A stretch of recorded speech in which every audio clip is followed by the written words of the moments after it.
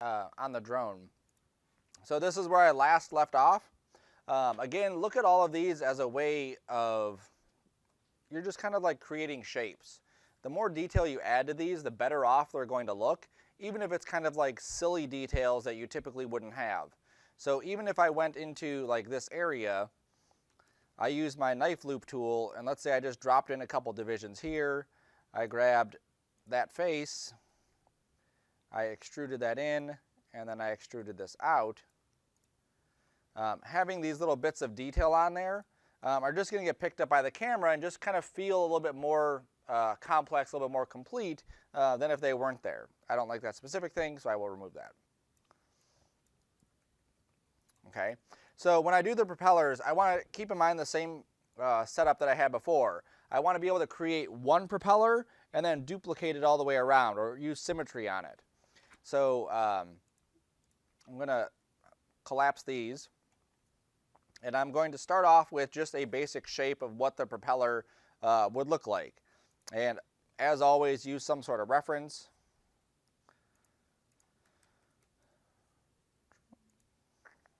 News. So for something like this, you'll see that there's a motor part that sits inside that cavity, and that motor is what drives that propeller. In this case, there's 2 propeller wings that go out. In some cases, you'll see the drone propellers that have maybe 3 or 4 different wings. 2, and I'm pretty sure I've seen ones with at least 3 or 4. All right. So what I'm going to do first is create the housing for the motor. So I'm going to start off with a cylinder, and I'm not going to move it into that cavity right now, or I'm not going to keep it in this cavity. I need to figure out how big it's going to be, so I'm going to switch to my top view. I'm going to slide it over, and oops, wrong software. And I'm just going to shrink this down, but then I'm going to reset it back to where it was, because I just need to get the approximate width of this. So that's an approximate width. Then I can switch back to my coordinates and just reset the X, reset the Z, and I'm back at the origin. I'll also shrink this down so it's about the height of a motor that I want. And I'll also go into my divisions and keep these relatively light. So 8 divisions is plenty. I've shown last time how you can take a cylinder and take the cap, take the sides, and like weld them together. Remember, I can hit C on this, I can grab the points. Okay, just so you can see right now they're not connected, they're separated. I can grab everything and do optimize, and that will actually weld them together. Sometimes it's not necessarily simpler, but sometimes it's just a preferred method to just close the hole, just like turn the caps off here, and then when I hit C, I can just grab that edge and then go to close hole and click that there. Now that does essentially the same thing. Now it's closed. Okay, there's no welding or optimizing I have to do, it's there. So I'm going to do that, and then I'll also go to bevel, and I'll bevel this edge.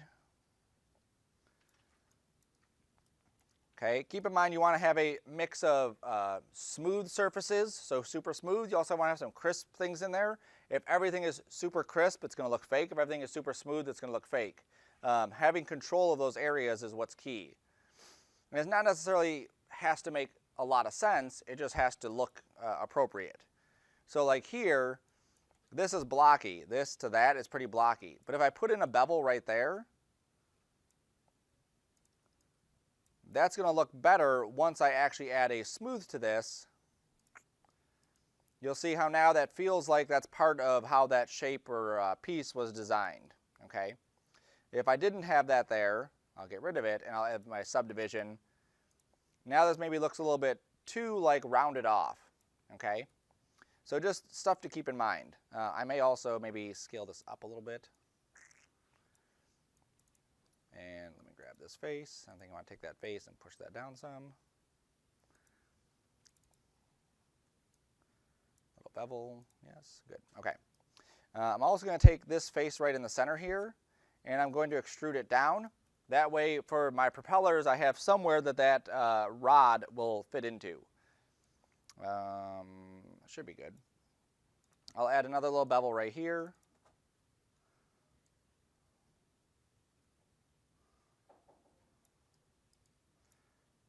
And another little bevel right there.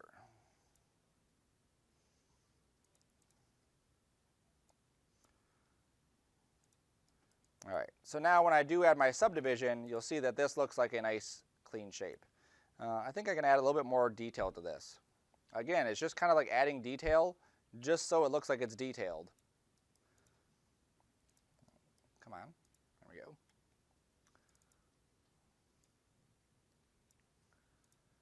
I'm going to go to select edge loop. I'll extrude inner to give myself a little bit of thickness. I'll extrude regular to push it in. I'll drop in. Do I need to drop bevels there? Let's see. Smooth it out. No, that looks fine. Okay.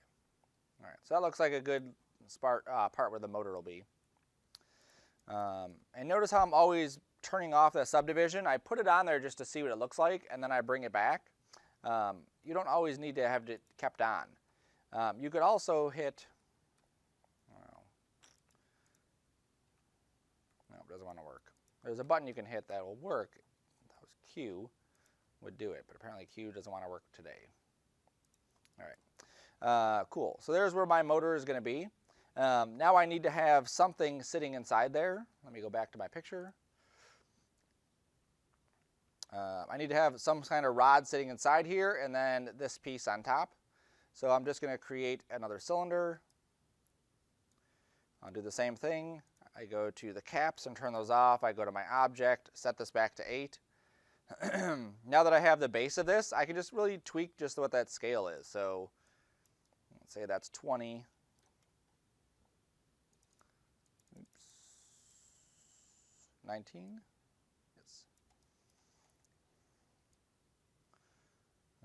Like that. Okay. Now I don't need to actually have a cap on the top of this and a cap on the bottom, because if I look at that picture, that rod is just sticking in between these two pieces. So I'll never see the top, I'll never see the bottom. It just needs to be this extension that touches between them. So that's good. Now I'll make this little cap piece here. I'll start off with a cylinder again. And you'll see the settings are pretty much the same. So I'm going with 8 on here, let's say 20 on there. I think that's what it was to start off with. Maybe I'll go with 30 or 25. 25 is good. Bring this down. I'm going to take my caps off. One of the reasons I'll take the caps off versus doing it the other method is when I have the cap on, you'll see I get this like triangles on top. Without the cap, when I do that other thing, it fills it in with a solid face. So if I go to my edges, go to close hole, you'll see how I get just a solid face here and not those triangles. And that's a lot easier to select and a lot easier to work with. So I extrude in, I'll pull this up. That's good. I'll go with my edges here, my edges down here, I need definitely a cap there. Close hole. I'll extrude this in, and I'm going to extrude it up. And somehow I got extra divisions. Hold on a second. Let's undo that. Yep, somehow I got some extra points here. So I don't want extra points, so let me just delete these.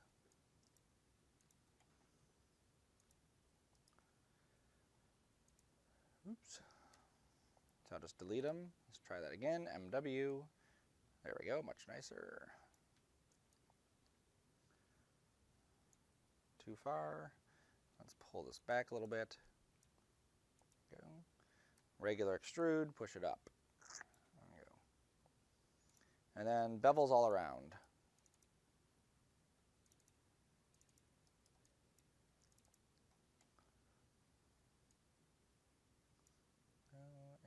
This point here, I think I'll pull this up a little bit more and scale it. I'm going to scale that pretty flat. I'm going to add an edge loop here and just round this off some more. So now this shape should give me a pretty rounded look to that cap. If I put a subdivision on it, that looks pretty close to what I want. Maybe this bevel is a little bit too tight, so let's undo, undo, undo. Oops, maybe not undo that. Maybe I'll just go into the edges here and then dissolve those edges. Now when I put my subdivision on, it rounds that off a little bit nicer. Maybe dissolve that as well and try that again.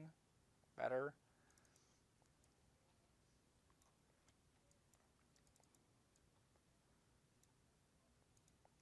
There we go. That's better. I like that. All right, cool. And the reason for me keeping all these things as solid pieces, at the very end when I'm finished with all of them, I can put one subdivision on the whole thing instead of subdivisions on each one of those pieces. All right, so now the propellers are going to stick on top of that white cap. This should be further down like so. And then I need to create my propeller. I'll start with a cube here, pull this up. And then the distance for this can only be this distance here. So if this is where the motor is going to be, it couldn't extend like past this line because then my two blades would like hit each other as they're spinning. So I can kind of line this up, maybe move it over here, and just see, is it going to look good? I think that's probably a good distance. I'm looking at where it would line up with the motor and how far over it would come. That looks like it should work pretty good. I'm going to shrink it in a little bit more. I'm going to make it down here like that. That's good. All right. Now what I want to do is if you look at any of the blades for any propellers, they're not just straight. They're not just cubes. They should have some sort of twisting to them. So like this, you can see how it's definitely twisted, and that's what's going to cause it as it spins around, the wind hits it or whatever, it pushes it itself up. So it has to have some sort of twisting happening to this. If I hit C on this, it limits me to how many divisions or how much I can move this, because I only have this thing that I could then, let's say, rotate, and that's all right, but maybe I want to do a little bit more with it. Okay, so I'm going to hit undo. I'm going to hit undo again and again. There we go.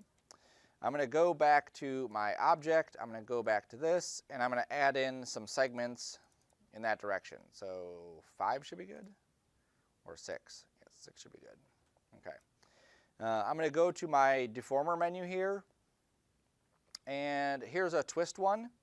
So if I hold down Control and click on it, I didn't hold Control first. I'm going to put twist inside there. I'm going to fit it to the parent, and then I'm going to angle this, and you'll see how it twists that shape. Okay, so I just need to rotate it. It's facing the wrong direction, so we'll rotate it that way. I'll make sure this is rotated perfectly to 90. I will scale it up. Oops. Maybe I can just hit fit to parent again and it'll fit. Yep, there we go. So now it's twisting, which is what I wanted it to do. Now I also want to grab one that allows me to push and pull the points of it. So let's go here to flare or bulge. And that one should work. So I'll drop bulge into the list. I know it's probably going to need to be rotated, so I'll rotate it. Oops. And then I'll click on bulge again, say fit to parent.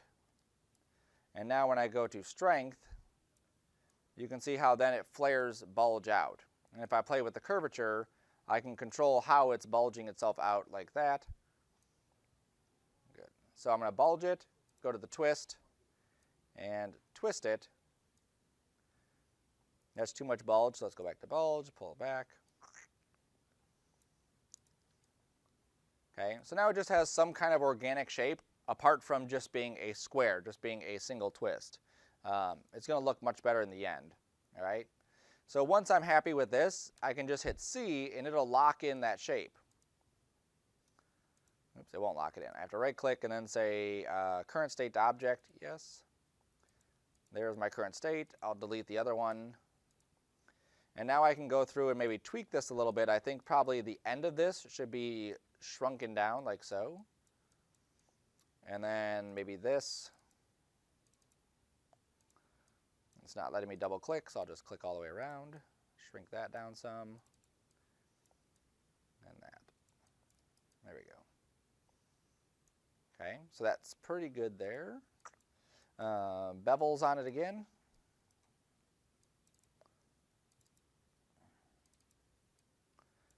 And I'll try bevels just on this side, and we'll just see what we get. So I'm going to bevel that. Oops, probably have to zoom in, probably have to get a little bit closer and tighter. There we go. And we'll subdivide this. And we'll see how that geometry looks. So that looks pretty good. I like that. Cool. All right, so undo my subdivision. And now I'm just going to move this into position. So this will be here and there. Now if I wanted multiple blades, what I'm going to do is I've moved this into the base position. Like this is where it's going to come out of, this part here. I'm going to jump to my top view. I'm going to switch on my pivot, turn my snapping on, make sure I've enabled all three of these, and I'm going to snap the pivot over here, right to that center point. Because all of my stuff is centralized around this axis, I want it to duplicate around this area. So that's why I'm putting the pivot there, so that when I drop a cloner on this, it clones the whole thing. So I'm going to go to cloner. I'll change this to a radial cloner. I'll switch directions. So this is probably XZ, yes. I'll go to transform and rotate like that. That's good. So maybe 90. And then I'll go back to the cloner object and change the radius.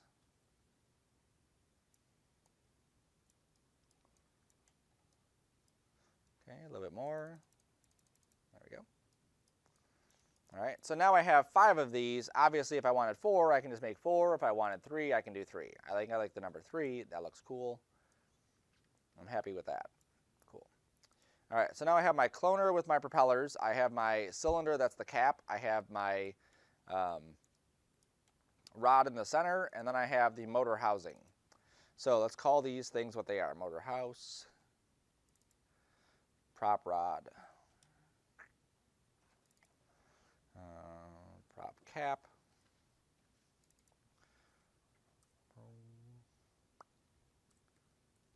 propellers. Okay, so I'm going to take all of these and just group them.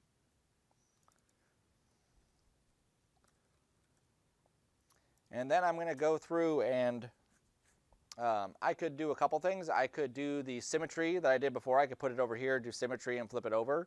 But I could also do the cloner on this.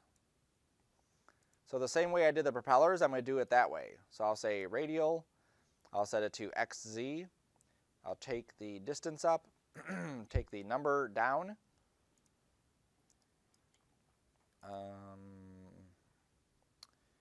I need to offset the rotation on the whole thing. Oops, not that way, not that way, this way. There we go.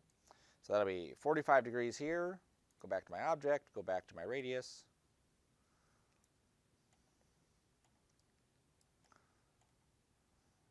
And I'm just going to zoom in until I get that radius locked in exactly where I need to. Now in this case, because of the way that I modeled this, you'll see that these are not lining up perfectly. That's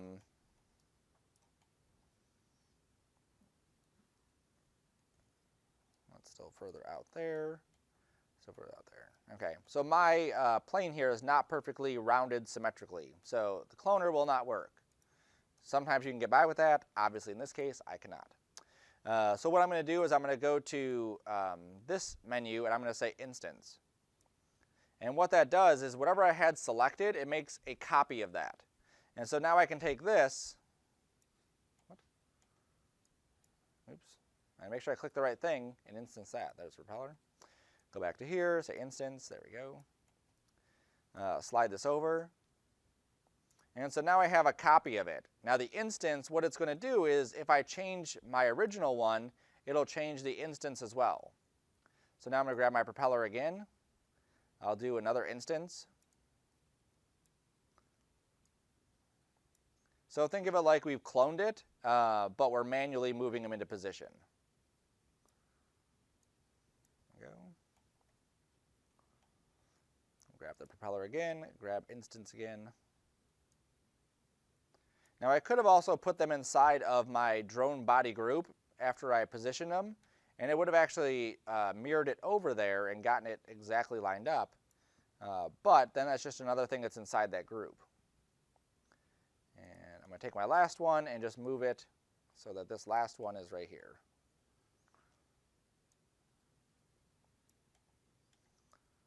All right, so now I have my propellers there. If I go to my original one, I subdivide it. You'll see the other ones don't get subdivided because that's a separate thing on top of it. But these are just single items. So I could take all of these and subdivide those. And now each one of those is subdivided nice and neat. And I can also take all of my subdivisions for my drones, doot, doot, and doot. Lower them down so they're actually sitting inside. There we go. Now, if you know anything about drones, they don't rotate the same direction. So like this propeller does not spin clockwise, while this one next to it spins clockwise, and this one spins clockwise, and that one does. Typically, the corners spin opposite, or spin the same way, and then the ones next to them spin opposite. So let's say this one here and, nope, not that one. This one here, those will actually spin the opposite direction. So I'm going to go to that one, I'm going to go to the coordinates, and I'm going to go scale this in the x direction. There we go. So I'm just going to set this to a -1 in the x. And what that does is it just changes the direction of the propellers. Okay, so now instead of them twisting one way, they'll twist the other way. It's a little thing, but I think that will add to it. Okay, they awfully are twisty. I may go back and maybe untwist those. Because of how this is set up, here's my propeller right there, here's the cube. If I go into here and I start grabbing these lines and rotating it back slightly, oops, just want to grab the red. You'll notice how on the one that I'm playing with, the other clones are also adjusting. And then once I zoom out, you'll see that the other ones, like over here, are also adjusting. So this is the nice thing about doing it this way versus, let's say we were just to duplicate it. We'd have to go back and reduplicate it and reposition all of these. Oops, that one's like really wonky. Go back to that, back to these.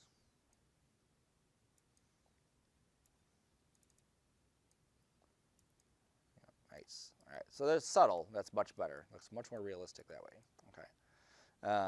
Cool.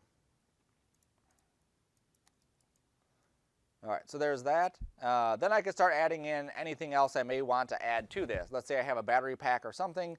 I may want to go to that drone body here and maybe add in a battery pack, or let's say I wanted a light down here. That might be a good thing to add as a light. I'll probably add the battery pack once I start combining stuff, which will be another step. Yeah, that's good there. Maybe too big. Let's go MW on that again.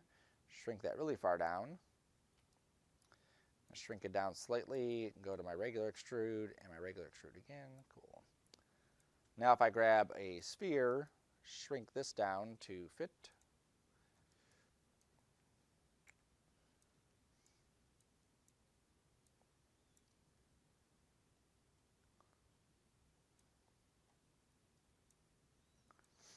And then I'm going to drop the sphere into my group with this.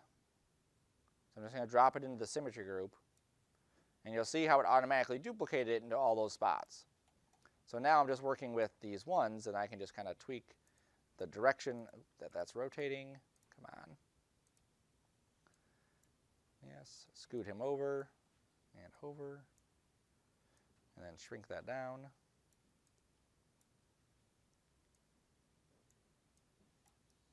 There we go. So now I have some lights that I can use on the bottom. I could add some lights here maybe. Maybe I'll add some lights on these spots. Again, I go back to that original clone, grab the face or grab whatever I'm trying to do, and I just start tweaking what that's going to look like.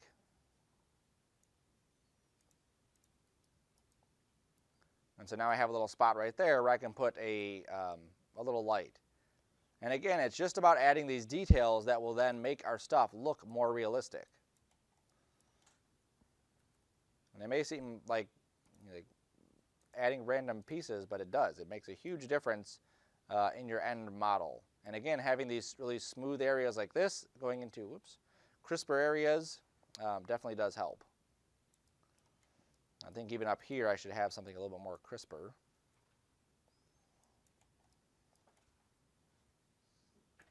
Like that maybe, like this maybe.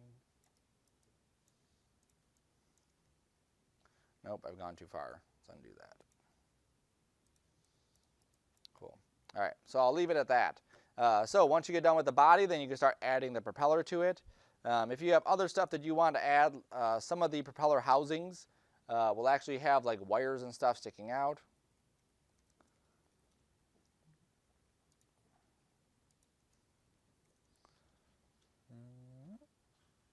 Yeah, there's one with 4. Oh, there's just 2 there.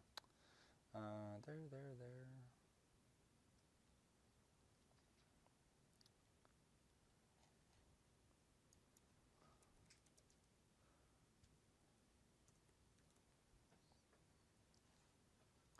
There you go. So here's a motor, and you can see how it has openings here, and there'd probably be like some kind of wiring or cabling inside there.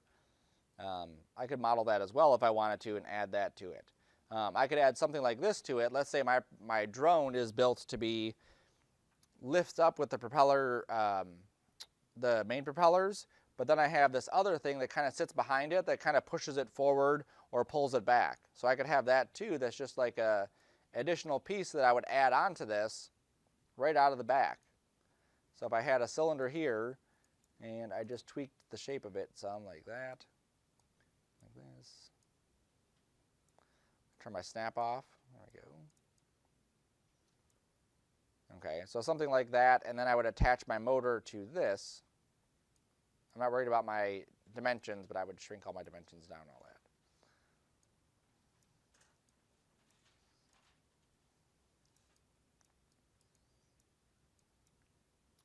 And then I will steal one of my propellers here, yes.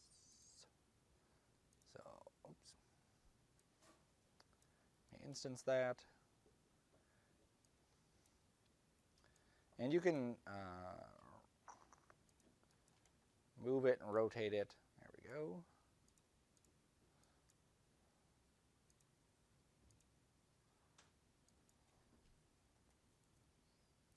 Oops.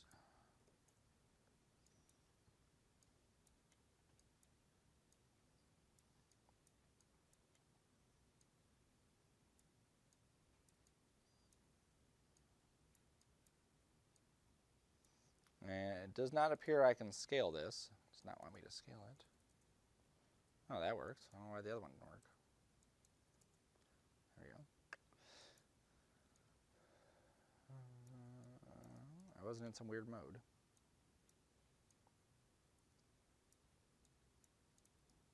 Right, so I can create something like that that would allow me to then, have this like other propeller that's like pushing it forward if I desired to. And I could create some sort of box up here that would allow the whole device to rotate, again, if that was what I was after. I don't want that, so I'm just going to delete it. Cool. All right, so I'll leave it at that. The next bit that I'll go over, not today, but next week, is what do we do when we get to this step of having basically like everything modeled.